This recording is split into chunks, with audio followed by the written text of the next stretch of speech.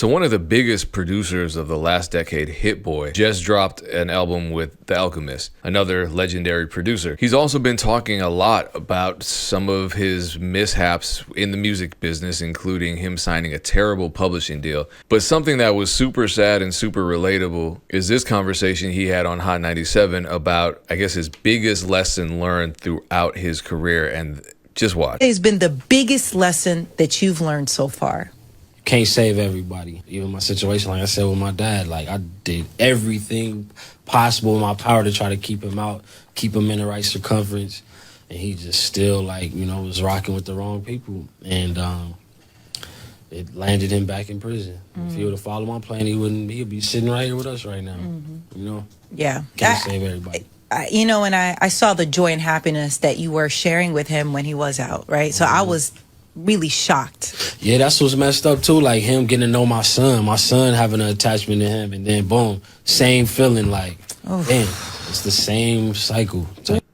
That's deep. My dad been in prison 30-some years of my life. That's he get crazy. out of prison and he gets to do, like, Alchemist was down to do an album with him. Like, he don't got to do that. Like, he a legendary dude. Like, but he seen the story, believed in the story, believed in us with Pops, and we did a whole album. Like, hey, man, that's why I'm here being my best self, because I got to focus on me, man. I got all the love for him. That's like, right. You know, when he touched down, it's all love. Probably a lot of us can relate to this story. I didn't even bring up this topic on the podcast. Dame did, so he wanted to talk about this. But yeah, I mean, I remember I was in a group with someone who, like, yeah, he went to jail, but we were both in and out of jail at that point in our lives. But he, you know, I invested a lot of years into both the friendship and the group, the music, the marketing, everything. And I remember Drake was at kind of, I was going to say the height of his career, but now it probably wasn't even the height. It was the early stages. It was when Forever just dropped, and Sprite was basically running a whole campaign around that track. Back when Chris Lighty was still alive, rest in peace, I linked up with Violator out in New York, a man by the name of DJ All-in-One, who's also Violator. He took some of our songs and got us a placement with Sprite. So we got a nice little check, and it was free money. It was a sync deal. And this is why I'm always saying sync licenses are amazing, because effectively all you're doing is, like, the same way we lease a beat for $50 to a recording artist. They get to use the beat. They can make their money off their song. We get money, but we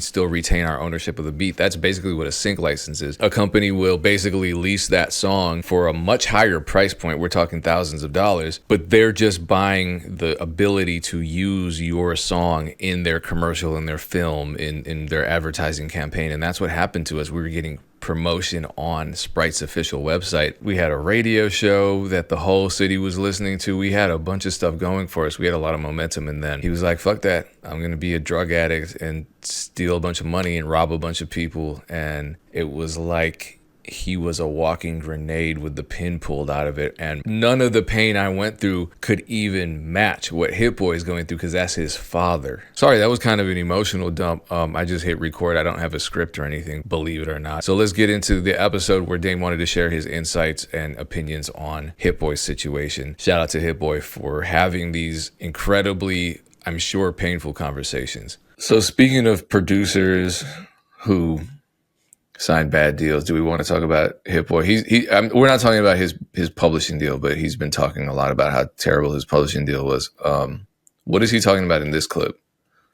He was talking about how because his pops, I didn't even know this. Like, his pops got out of jail for a second. They were running around, like, creating music, doing videos, stuff like that. And then he basically saying that you can't carry everyone. Like, a lot of times you have to focus on yourself, because I guess his pops messed up and now he's back in jail, and he had, you know, spent a lot of time, money, energy, and effort to get his pops on his feet, to incorporate him into everything that he had going on. And he pretty much, you know, fumbled that situation. So now he just needs to, like, focus on himself.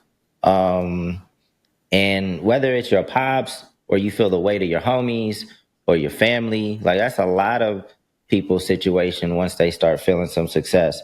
And a lot of times you do just have to focus on you, because you can't carry that. You can't carry everyone. So I just thought we didn't even necessarily need to play the video. I basically just said what he's about to say. Okay. But but I've just seen a lot of people experience that. You know, whether it's in music or in sports, like you can't carry the weight of everyone. You know, because a lot of people don't understand what you did to get there. I mean, you did the work. You know, and then there's folks just. And I don't know his pops, so I'm not speaking specifically for his pops, but just in general, like there's people that don't understand how, like, all the energy and effort it took to get to where you got, and people just want to ride the wave, and you know you can't Yeah. carry them or expect them to fill a certain role if they're not really dedicated to being the best person for that role on your team or whatever. I You know, think you this got. situation is sad too because it's kind of like what you hope you a lot of people who have people who've been imprisoned are like, okay, my hope is that when they get out they don't ever have to worry about anything. And he was in that position and put his dad in position. I was listening to the records. I thought it was super cool. He was teaching his dad mic technique, and you know, Hitboy is a real big family man because he has his son in the studio with him a lot, things like that. But I think when his dad first went back to prison, because it was like you see them everywhere, and then he didn't talk about it for a minute, and then he's like, okay, I remember there's a huge article that came out like my dad's back in prison. But now even him saying this is even sadder because when you look into the story, it's like his dad didn't have to go back to prison. It's not like, oh, he was out on parole, or it's not like he was out on bail and they were just trying to run it up until he got sentenced or whatever.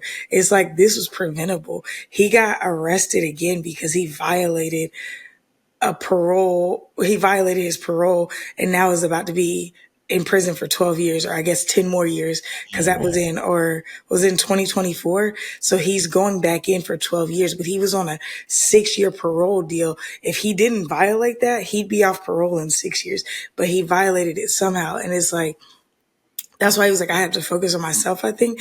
Because if you think about it, it's like he was putting so much energy. Like he was saying no to new deals. And he had talked about it. He's like, no, it's all about my family. I want to put out records with my dad. And he had given his dad, I think he signed him to a publishing deal. It was all this different stuff. And it's like, man, not for nothing, but nobody's really listening to Big Hit just right now. Like, man, I wonder, let me check out a Big Hit song. It was the momentum they were creating as a family. With that man back in jail or back in prison, he can't do anything with that. And I know it has to hurt that he spent most of his life locked up. He had never met his grandson in person, you know, so now he's like back in. So I can only imagine like how tough it is to talk about this and how he as a man has to step back and say, I have to focus on myself. He's not talking about just random people hanging around. He's talking about, I have to back up from thinking about my dad as a pivotal person and go back to creating music because I have a son, I have a legacy, I have a future for myself because he's young. What is Hitboy, like 32, 33? That's a tough place to be. And I feel for him and I feel for his dad because I'm sure his dad is kicking himself to be outside chained up, eating the best food, flying all over the world, living your best life. And you got 6 years before you can go international and do cool things with your people. And now you're just back in a tiny cell, you know, just an inmate who's a number. I can't imagine, you know?